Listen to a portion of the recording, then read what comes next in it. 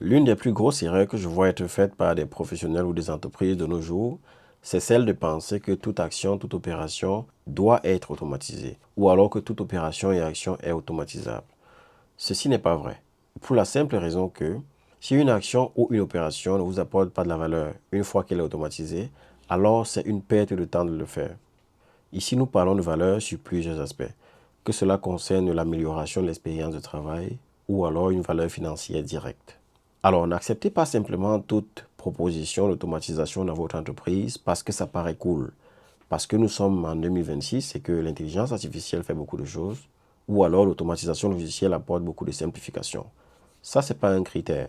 Dans cette capsule, je vous propose 3 éléments qui vous aideraient à déterminer si vous devez travailler sur une automatisation ou pas. Le premier élément déjà à prendre en considération, c'est le volume, naturellement. Ici, nous parlons simplement du nombre d'occurrences de l'action à automatiser.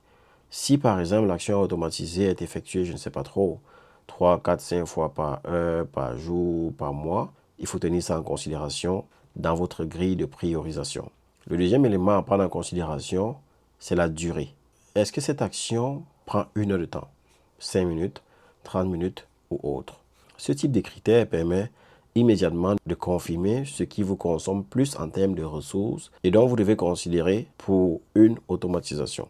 Le troisième critère, qui est souvent l'un des plus négligés par les professionnels, c'est l'impact business. Après avoir confirmé le volume, après avoir clarifié la durée des actions, il faut aussi confirmer l'impact business.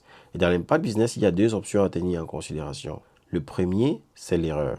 Que se passe-t-il s'il y a une erreur humaine sur cette action? Est-ce que ça a un impact financier direct sur l'entreprise? Si oui, est-ce que ça vous fait perdre 10 000 $, 100 000 $ ou 1 million de dollars? Vous voyez ici déjà que 2 actions peuvent avoir le même volume, la même durée, mais avoir un impact business différent. Parce qu'une erreur sur la première action, par exemple, vous coûte 100 000 $, tandis qu'une erreur sur la deuxième vous coûte uniquement 10 000. Mais dans l'impact business, il n'y a pas que les erreurs à tenir en considération. Il y a aussi le levier que ça vous amène.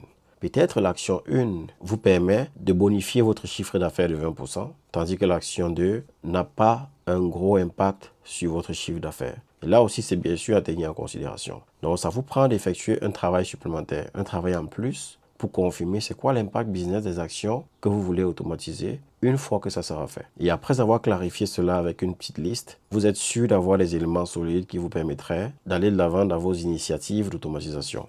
Chez Automating, nous avons mis en place un calculateur, un outil très simple qui vous permet à vous, professionnels, entrepreneurs, de pouvoir prioriser avec efficacité les actions qui nécessitent d'être automatisées dans vos entreprises, dans votre business. Allez simplement sur automating.ca et dans le pied de page, vous aurez accès à l'outil qui est gratuit et accessible à tout le monde. C'était Oliano Dassi, le fondateur d'Automating. Nous, on aide les entrepreneurs et les entreprises à allier à la fois business et technologie de la façon la plus efficiente qui soit. Je vous remercie. Bye.